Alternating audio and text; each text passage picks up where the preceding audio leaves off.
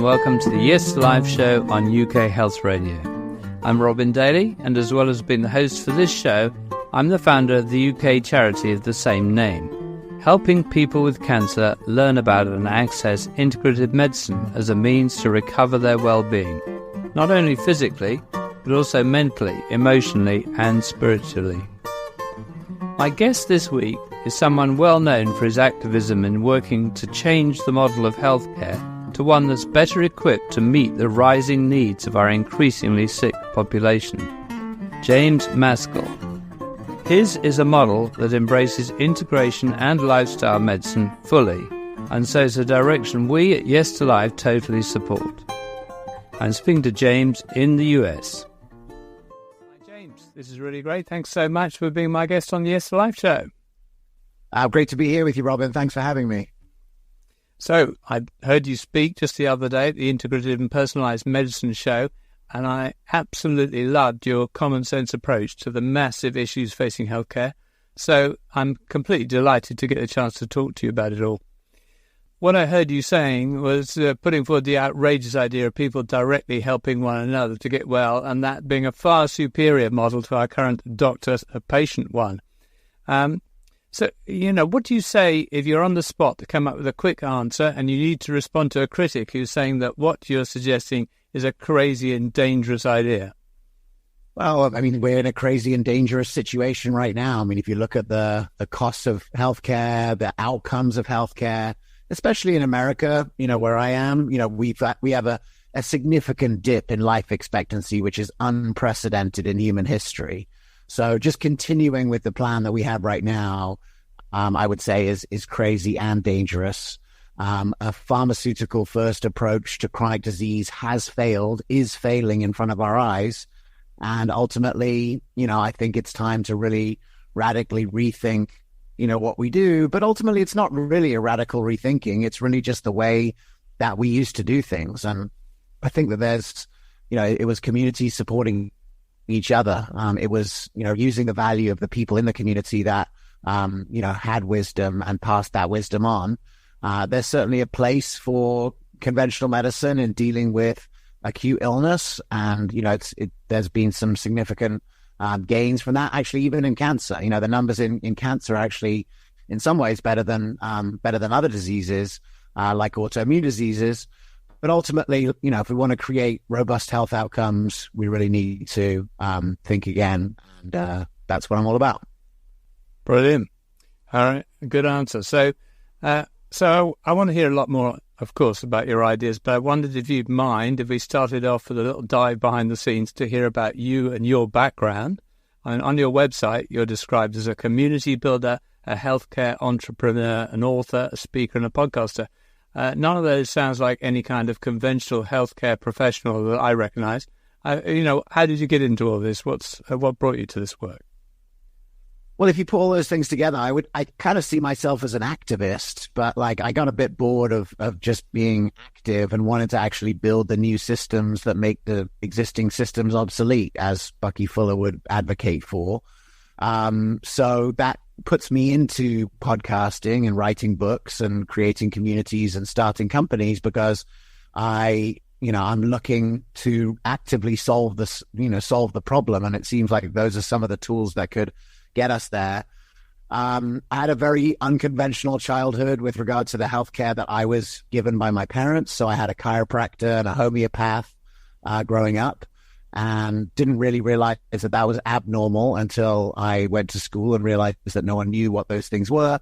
I was the only kid in school whose parents had to be consulted before being given antibiotics. I remember going into the school nurse's office, and there was a sort of a post-it note saying, James Maskell, do not give antibiotics before calling parents. And it was the only note there.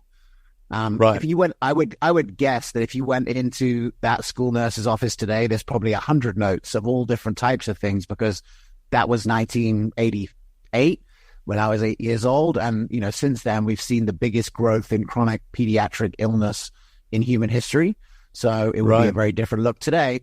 But back then, I think, what my mother understood was that every action has an equal and opposite reaction. If you deploy an agent to kill everything, which is the meaning of the word antibiotic, there will be some negative side effects. And we've obviously seen that. So, through some of my own personal journey along the way, it really started to come back to the question is like, what did my mum know? How did she know? She didn't have any medical training. What was this all about? And how was she right?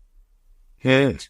Like 30 years before the science came around to the fact that you shouldn't be overusing antibiotics. And that took me on a journey to, one, understand alternative medicine in all of its weird and wonderful forms, and to try and really understand the answer to one key question, which is chronic disease reversible?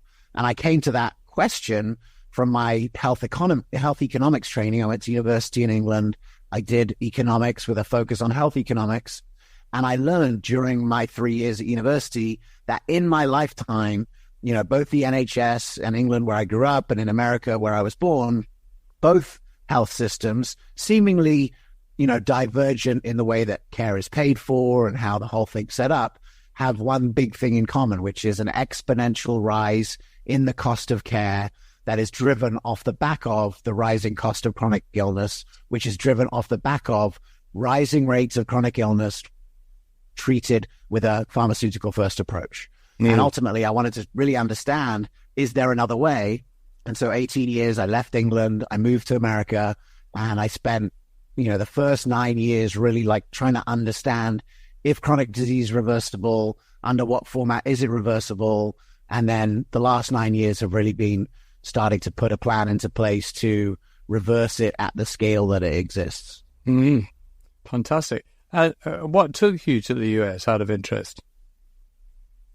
Well, in England in 2005, there wasn't a lot of innovation happening in care delivery. There wasn't, there were small practices of people doing what I would now call integrative or functional medicine, but it was very, small and niche. And, you had this dominant health system, the National Health Service, which is a gem in so many ways, but certainly doesn't drive innovation. And I don't think many other people were aware of the sort of coming issues that would be arriving, that we've seen in the last 15 years of inability to contain costs, massive growth in chronic illness, lifestyle-driven chronic illness. But that was the topic of my dissertation. So I went to America because, well, I knew people who were in that world in America. I had an American passport. I knew that I wanted to sort of, follow a different path. I always wanted to work in America, and particularly I wanted to live in New York. It just always appealed to me. Basically. And so I left with the opportunity to work in a clinic that was pitched to me as sort of like the future of primary care, which was essentially integrative medicine being delivered in a spa environment in Georgia. So I moved, and for the first year and a half, I worked in that clinic, and I saw things that I know that most people weren't aware of. I saw chronic disease being reversed, right? I saw someone coming in, and 6 months later, they weren't taking all the medication. They looked visibly different, right? I saw people whose whole look had changed because they had reversed their chronic illness. And I knew at that point that I was sort of, I was on it. I was like in on a secret in a certain way that chronic disease was reversible under certain circumstances. And that was my first, step into this world. And then over the next few years, I wanted to see, was this a one-off? Are there other clinics that do it like this? Does everyone do it the same? Do other people use different services? What is Chinese medicine? What is Ayurveda? What is homeopathy? What is integrative medicine? What is naturopathy? And that was the early part of the journey to really understand, how do these things work? How do they work with each other? How are they paid for? Are they scalable? What is the data behind them? And, try to understand, the whole industry. And the next job that I took was actually as a sales rep selling to doctors who were doing this kind of innovative work. And in that job, I got a crash course in all of those topics, and, very quickly started to understand what was real, what wasn't, and an idea of, sort of the state of the game in 2009 in those industries. Amazing. So a real journey. Very interesting. So Maybe we could look now at the kind of breadth of your work. It seems like you've got a very broad vision, obviously a very big vision, what you're aiming for. And so it's quite difficult probably to focus that down to where you actually put your attention, where you put your effort. What's the most important place to place your attention? And so maybe you want to tell us what it is that you've built, what you've been working on the last few years. Yeah, sure. Well, look, the question's always the same, and it's still the same today. The mission is the same. The question's still the same, which is, how do you bend the cost of healthcare costs, bend the curve? How do you flatten the curve of healthcare costs? How do you create a broadly resilient, healthy population from a population that is going in the other direction, right? How do you facilitate that? That's always been the question. So the first question is, is there an operating system of medicine by which is there an operating system of medicine by which you could get groups of practitioners to work together to reverse chronic illness? And that's what led me to functional medicine. Functional medicine is that operating system. It allows groups of practitioners to work together. It creates sort of like a common language for practitioners. And so the first thing that I did, after a number of other like fits and starts and learnings along the way, the first notable thing, we started something called the Functional Forum in 2014, and it started as a meetup for doctors in New York who were interested in functional integrative medicine. Mm-hmm. And it just was the right thing at the right time. We were the first people really to put medical education on this topic for free online. And we had this live show format that still persists to this year. It's always the same. It's on the first Monday of every month, and the last one that I just recorded was sort of a wrap up of the conference that we met at. Right. So it had some of the other speakers there. We actually off the back of that show, one group in New York turned into, at one point we had about 400 different decentralized communities around the world of doctors coming together to watch the show, to connect, to learn about functional integrative medicine, and that was the sort of the first thing that we did. And look, if just learning about it could change medicine completely, then that would have happened already, because, we've had millions of views of our videos, and lots of doctors have viewed the content and have seen other doctors just like them, reversing chronic illness and teaching others how to do it. But that doesn't change everything. There's still a lot of friction in the transformation of healthcare. And so, once we had put out all this content and got good at distributing content, we did summits. We did 2 summits called the Evolution of Medicine Summit, 2014-15. In 2016, I brought out a book called The Evolution of Medicine. And the goal was, if I gave that book to a conventional doctor, if they read it in 3 hours, at the end of reading it, would they be like, I should be doing this? This is like my calling. And so that was, that's the next thing. We've helped a few thousand doctors over the last 10 years make the switch from practicing conventionally to practicing in this new way. And I'm very proud of that. But again, if that was able to do the job, to do the mission, it would be over. Like, we would have just done that and healthcare would have changed and we would have reversed chronic illness. But, just the model by which, if you help a doctor make a switch to that kind of medicine, automatically, because of this sort of inefficiency, the time that it takes to really get to know someone, really understand their story, and really get to the root cause of their health dysfunction, it's just really inefficient. And it just means that, it can't be deployed at the scale that it's needed to really make an impact at the scale that we need to make the impact with. And so that's when, I started to sort of branch out. But yeah, the first part of it, which I would broadly call the Evolution of Medicine, it's a book, it's summits, it's the Functional Forum, was all about helping doctors make the switch to see the light and learn to practice in a new way. And we shared some innovation, we spread the word on a new model of practice, not just clinically, but also it was just around the time that telemedicine was becoming popular, 2014, 15. Mm-hmm. And so we sort of created a framework for doctors to practice in a way that could reverse chronic illness, but also step out of employment and start their own, private practice, doing this for members of the community. Mm-hmm. So, a brilliant scheme. And that's still running, even though in some ways, you've moved on. Yeah, that's still running. It's not that I moved on. I found a home for it where it could continue to run and I wouldn't have to be spending all my time doing it because, but one of the things I've learned along the way and, I'm still learning all the time, I think, is just that, it takes teamwork, it takes discipline, it takes organization. And so, that business continues. We now have communities. In fact, one of the things that we did while I was in London when I met you is we had relaunched the London Functional Forum. So that's now a quarterly meetup for doctors who are interested in that. Great. And we're looking to really build permanent new communities in each city around the world of doctors who think like this and want to meet others that are like them.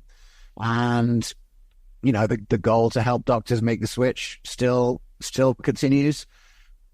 But there's also a lot of other people now doing that, right? There's dozens of doctors who have made the switch who can teach you how to do that. Right. And so, I feel like we accelerated it. We got it going. There's other people that can sort of take that on. And now it's on to the next question, which is I just saw the flaws in that plan. Yes. Once you get into it and once you start executing it, you realize the flaws, which is that, not to put too much finer point on it, but poor people can't get access to that care.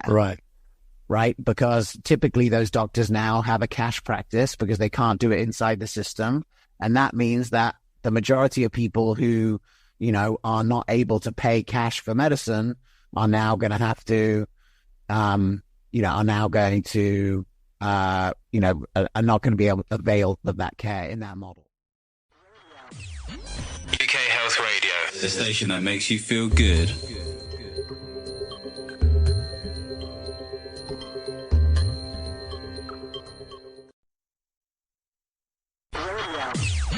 UK Health Radio, the station that makes you feel good.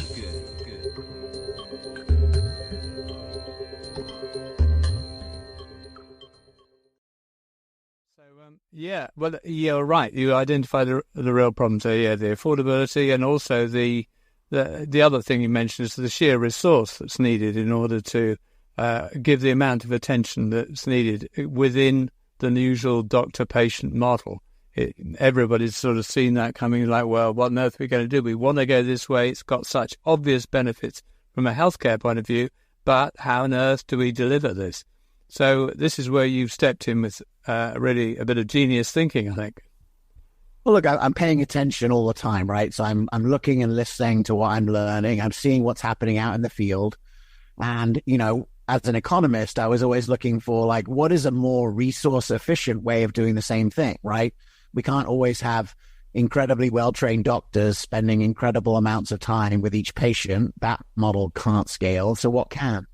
And in 2013, actually before the Functional Forum started, I was speaking at a conference on practice management for functional medicine and heard a doctor called Shilpa Saxena talk about a group model that she had developed where, instead of just, I think it all came about because she had 8 patients in the afternoon and she was going to spend her 10 minutes with each of them. And, they all had type 2 diabetes. And so her nurse was sick, and so she just asked the front desk, just say, look, have all of them come together and we'll just do them all in a group. And she noticed a few things, there was magic in that, the group model. They all had kind of similar questions. One person's question was valuable for other people. Absolutely. And they all had an 90-minute experience. So they all got a much longer experience. And that was the beginning of her journey to really think about, okay, is it valuable? And that was the first time I heard of the group.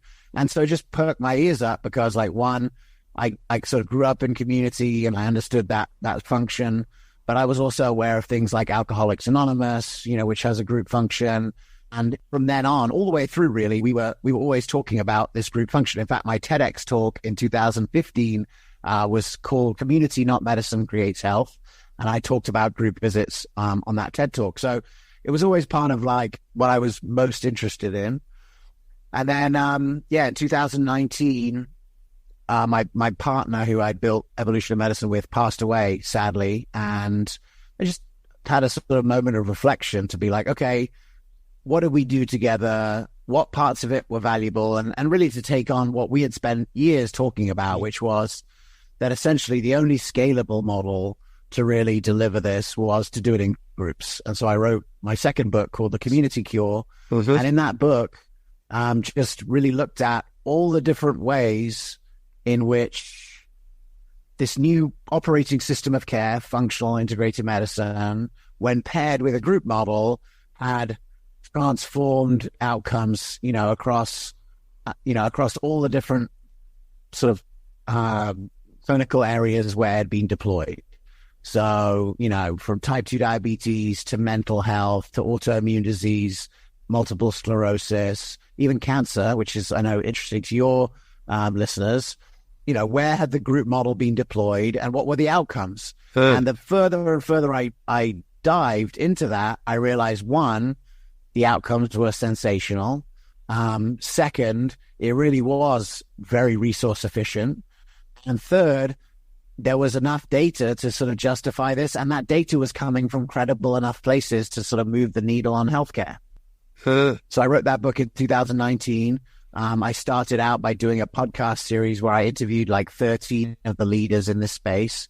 And the first interview was with this doctor called Jeff Geller. And from the moment that he spoke, from the first 10 minutes of us speaking, I was like, man, this has got to be its own book, because it was just such an inspiring and powerful story.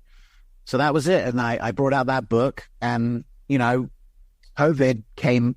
I brought it out January 2020. I actually did an event at the Birmingham Functional Forum meetup in 2019. Mm-hmm. I did an event called The Community Cure for the NHS, and essentially talked about my thesis of applying this group medicine philosophy to the NHS and talking about some examples of how it had already worked. But sadly, in a certain way, COVID came along, and even before my idea could really take hold, all groups were destroyed overnight. Absolutely, right? You couldn't sit in a room with a bunch of other people. And so I had to sort of, again, think about, well, what am I going to do now? Because I've just put this into the world. I so strongly believe that this is it, right? This is the right operating system of medicine, because it can reverse chronic illness, the right delivery system in that not only does it do it in a resource efficient way, but the knock-on effects to the individual, from the individual to the group, to the community, to the health system, are all the positive benefits that we want, right? All the positive benefits. If you apply this sort of group model to the biopsychosocial health model, you see that there are incredible benefits for the individual, right? Self-efficacy, self-regulation of emotions, building skills, all the things that you want to try and create a community or a society of healthy humans. But there are knock-on benefits to the other people in the group, and then there are knock-on benefits to the community as a whole. And if you look at what ails us more generally, I couldn't help but see that if you were able to scale this kind of care in groups, it would be extremely beneficial to society generally. And so that's the community cure, essentially. The community cure is, we need to solve loneliness. Loneliness is the biggest driver of all-cause mortality. It drives a lot of chronic illness. It drives a lot of mortality. And essentially, if you cure it by doing health in groups and doing healthcare in groups with this particular operating system, empowering people together, the knock-on effects are substantial to everyone in the group and to society at large. And that's what we should do. And that's basically the thesis. Brilliant. Yeah, you're right. Group work ticks so many of the boxes of the things that we're suffering from. And it brings in so many different elements into one forum to support people and point them back towards a healthy life. Brilliant. You were saying there that actually there was significant sort of data to back up your idea. Do you want to tell us a bit about that? Yeah, so in the book, I talk about a number of different data points. There's some great data in there. I'll give you a couple of examples of ones that I talked about actually on stage at IPM. So the first is actually from the UK. So Dr. David Unwin, 2016 NHS Innovator of the Year. Him and his wife, he's a GP in Cheshire. They started a type 2 diabetes reversal group. And in the British Medical Journal, I think January 2022, it basically showcases not just the fact that half the people that have signed up for his program have reversed their type 2 diabetes, but that the cost savings of diabetes drugs is extremely significant. And if that was scaled out to every population, it would save £250 million. Right.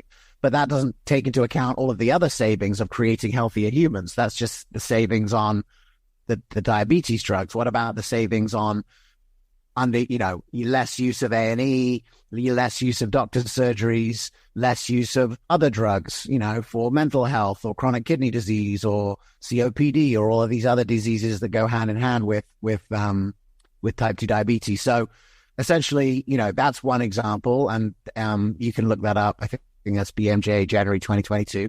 And then in America, the Cleveland Clinic Center for Functional Medicine has actually been the first major medical institution to bank on functional medicine as what they saw as the operating system for reversing chronic illness. And so they put out 2 pieces of data. The first, which is in JAMA in October 2019, showed functional medicine outperforming conventional medicine in the Cleveland Clinic as far as chronic disease.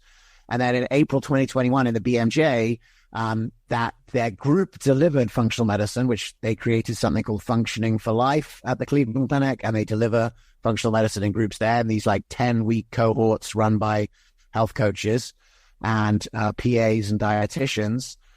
They showed not only better outcomes, so better outcomes than one-on-one functional medicine. So the thing that we think is so good, which is spending a lot of time with the doctor, it was even better than that. But also way more resource efficient because you're not having to use doctors at all. In fact, there's no doctors involved in the groups at all. Amazing. And so, so that's great. You can check that out. So those are 2. There's more, developing all the time. There's more in the book, especially in some really interesting areas. We've seen it with MS. Jim Gordon went to Kosovo after the war in the Balkans, and did an incredible job with PTSD by having people do mindfulness-based stress reduction in groups. So all across the board, there's really interesting data for group work, and particularly when you can have the group last long enough that real human connection is created between the participants, which wasn't the early groups. Early groups is just a group of people together one time. This is real connection between groups in there. Very important. Fantastic. So where have things got to with the creation of groups? I mean, are there loads of groups in the States now? Well, COVID, as I said, about 2 years, it took about 2 years for anything to happen. But, I didn't just stop for 2 years. I've been for the last 2 years working on a project to deploy virtual groups. Yeah.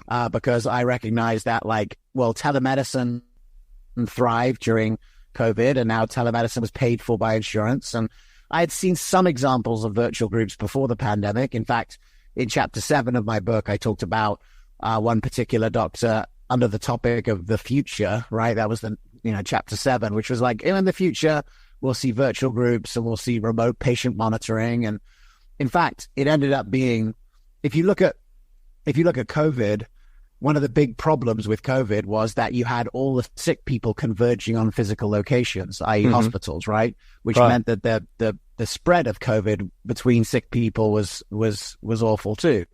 So actually what you want in COVID is you want decentralized care. You want people being taken care of in their homes. So what would be an optimal model? Kind of exactly what was shared there. Everyone at home, higher risk people with oxygen saturation monitors. If your O2 level goes below 95, you get a call from a doctor. If it goes below 90, a doctor comes to your house. And if you go below 85, maybe you do go to hospital.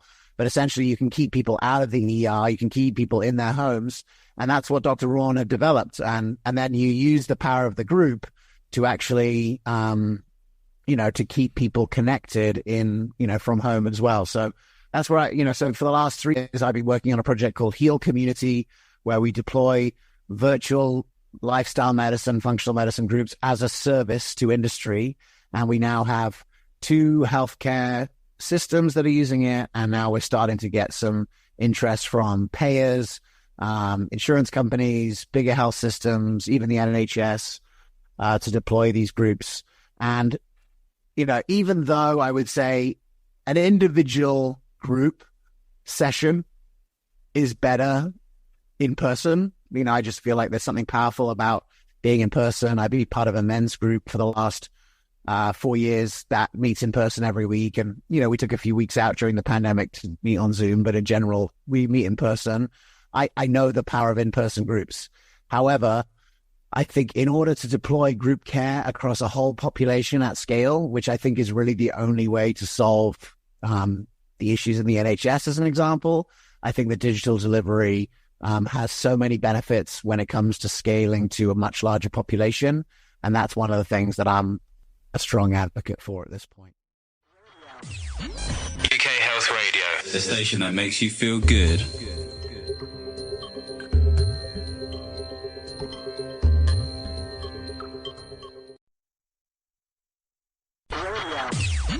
UK Health Radio, the station that makes you feel good.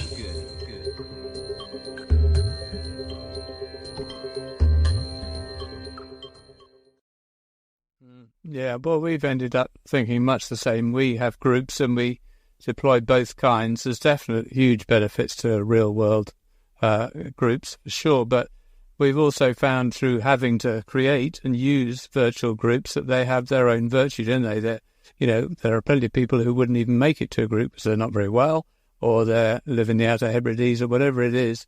For them, it's an absolute lifeline. So, and as you pointed, the power of these things is fantastic, especially when it's a committed group that meet regularly. Yeah, I wanted to talk about, there's one group that I featured in the book, particularly with regard to cancer, they're called Healing Strong. Yeah. And Healing Strong is a group for people who are implementing integrative care modalities into their cancer treatment and are looking to meet with other people who are doing that. Because ultimately, that can be a testy time, right? There's a whole spectrum of information about cancer and alternative therapies.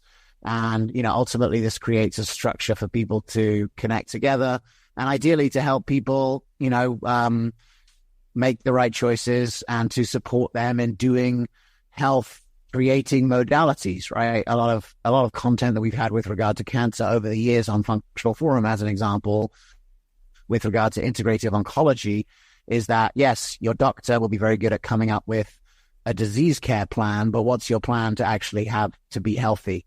And those two things don't need to be in conflict. In fact, they can be synergistic. And probably if you're looking at cancer care, and you're looking for optimal cancer care, you're probably looking at some integration of health creating services and disease services. That's my opinion. Yeah. No, I completely agree. I think they go together very well. As you point out, the conventional medicine does acute medicine really well. So we all need that at times, during cancer particularly. So, it's a great to offer to someone going through conventional care. I mean, it's got a lot to offer, full stop. But, that particular area of making conventional care much more palatable, much more manageable is something that, I'd love to see more of. And we're always pushing in that direction. But it's a tough nut to crack, that one. Yeah. Well, I appreciate you and other people really getting after it, right, to try and lay that foundation. So, yeah, it's a teamwork. Yeah. So your group you just described, is that a virtual group, your cancer group? No, well, that Healing Strong is something that existed. I talked about it in my book. It exists. You can go to healingstrong.com. I think they have communities all around the world now. Right. Now, what I've created is called Heal Community. It's a B2B tool. So our tool is used by health systems to deploy virtual groups to their patient populations. And, we've been doing it for the last 2 years. We've got some really incredible data from it because we track all the outcomes. Right. So we've got great data. We've had great success with it, but mainly serving individual practices and a couple of health systems. We're in the process of retooling it to be able to be deployed at the scale that it should be deployed at, which is in the millions of people. Mm-hmm. And so we're rebuilding it, building the technology for enterprise with all the things that we've learned along the way. And we expect to be able to deploy significant, to significantly larger populations in 2024 and beyond. Fantastic. Well, that's what we need. You're right. It's a big problem. It needs big answers. So the completely radical thing about what you're suggesting is, you described a situation which had no doctors in it at all and gave better results. You've got an entrenched business model of healthcare. It's been built up slowly over decades. In the main, we've got doctors fully signed up to the system, despite all its immense shortcomings. So the move away from vertical to a horizontal model of care, it's going to involve doctors stepping off this cosy pedestal they've built up for themselves and being much more supportive, I suppose, more in the background. And for many, that's never going to be an easy change to make. With patients, I think that the battle for hearts and minds of integration is well on the way to being won as it gets more and more public, the whole story of integration. But how do you go about persuading doctors that this is a good direction? Well, it's a good question. I actually don't think the doctors are on the sideline or anything like that. I think doctors are critically important. I guess let's talk about the NHS because it's different in the UK, right? And then the US. So in the US, the way that we've got traction is that actually, using the most obvious incentive that doctors and health systems have, which is to make money. So in our model in America, doctors make more money by prescribing these groups than they do by prescribing drugs, right? That's not that difficult to understand. Okay. So, that's the model that we, have chosen in the US. In the UK, I actually don't see that the doctors are in any way stepping away. Well, right now, the pressure on doctors, whether they be in the GP or secondary care or in hospitals, is insane, right? There's way too much demand. There's not enough supply. So really, this is not the doctors stepping out the way. This is just having some other plan of keeping the chronic care seekers, the people who are coming in, every week with the same issue and clogging up all of those sort of the places where you can go to care, GPs and hospitals. It's about finding a way to keep those people healthy so they don't clog up the system. And as I've spoken to GPs and shared my plan for this, which is essentially like, let's take, as an example, let's take the 6 million or 6.7 million people right now that are waiting for some sort of therapy. They're waiting for an operation. Let's put them into these groups. Depending on what the issue is, obviously, there's a chance that they could not need that surgery. You've certainly seen with things like back surgery, if you reduce systemic inflammation, if you help people do certain exercises, which is included in the groups. There's definitely examples of people who have needed surgery, not needing surgery. So could you reduce that number by 20, 30% by putting people into these groups? At the same time, the outcomes of the surgery for the people who do have surgery will be better because we've seen that again. If people are healthier, they have better outcomes from surgery. A lot of these surgeries are being caused by excessive weight, the knee surgeries and the hip surgeries. So if you lose a bunch of weight, that could help the outcomes of those surgeries. So that's, one example. When I share that with doctors, they're like all about it because they know these people are on a waiting list for a reason. There's too much demand. There's not enough supply. So we're not pushing doctors out at all. What we're just doing is like deploying the right care for the right things. For lifestyle-driven chronic illness, you need lifestyle-driven care, and that's what's delivered in these groups. And, for acute illness, you have doctors do what they're best at. And it's all about putting the right people in the right seats on the bus. The doctors have been in every seat because that's just the way that it was created. And look, I just want to say one thing, Robert. It's not wrong that we created the system that way, right? If you look at the types of diseases that were around in the 1950s when the NHS was created, right? It was a lot of trauma, right? So it's like car crashes and broken legs and that kind of thing.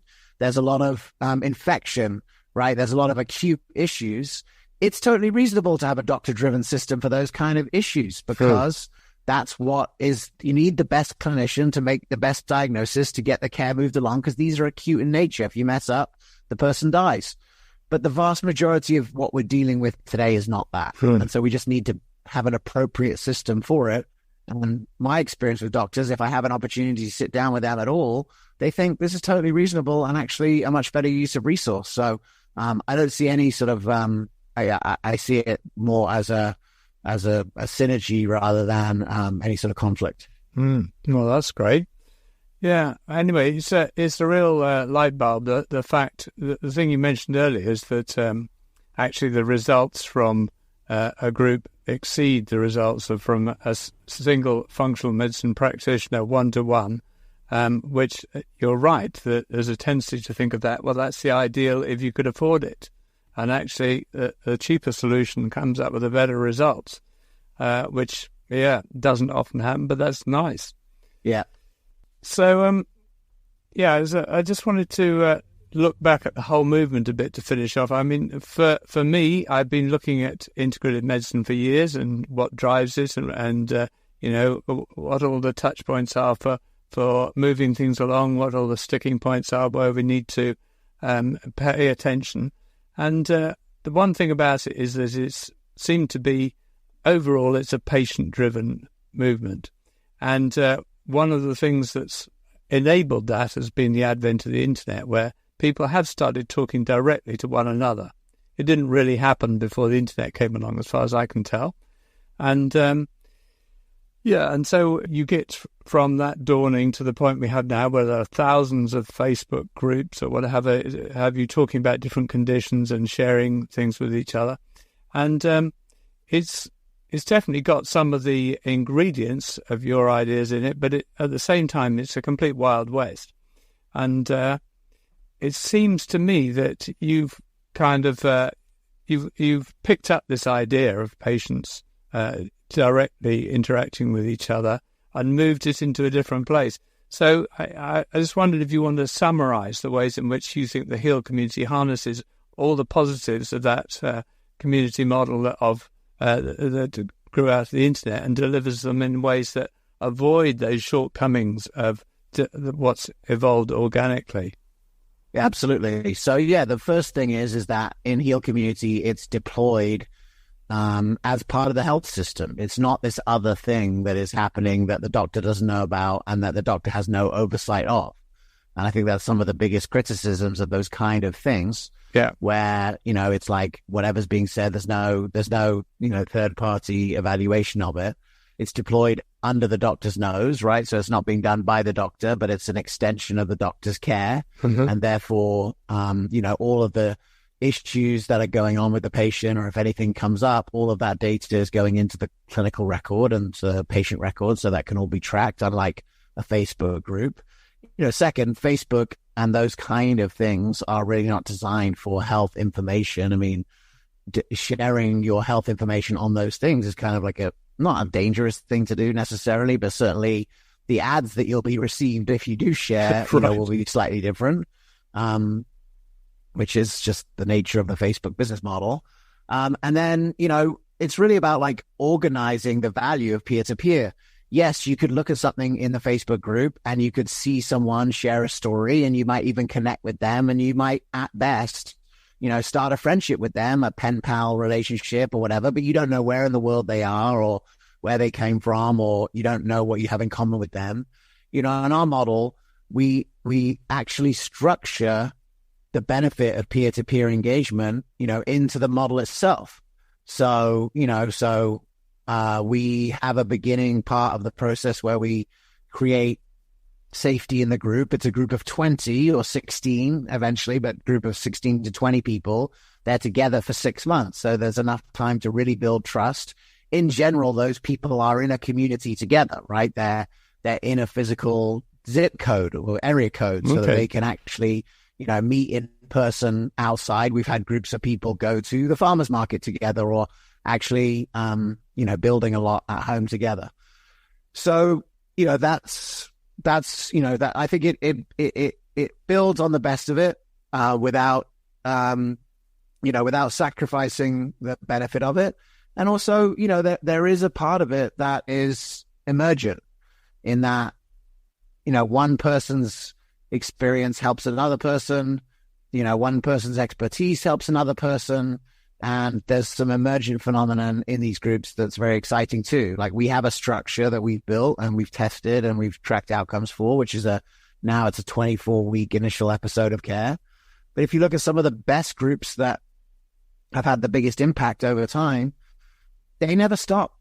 It's not like you just go in and you do a 6-month group and then you disengage. You know, some of the groups that I talk about in my book are still going 20 years later. What started as a type 2 diabetes reversal group is now a salsa dancing and gardening club, because that's what people like to do. That's how people like to be together, and doing those things together is healthy and also creates the kind of accountability, support, friendship, and communion that is necessary for people to live healthy lives. Amazing. 20 years. Great. Well, it sounds like, I mean, what better outcome, eh? And you set something like the touch paper, and 20 years later, those people are living a great life. So, yeah, brilliant. Well, look, I completely, as I said, I love all your thinking, all your work you're doing. The direction of it seems completely intelligent and makes good sense to me. And you're clearly demonstrating that you can actually deliver the results by it as well. So I hope people in the UK here who are running things wake up to what you're offering and embrace it.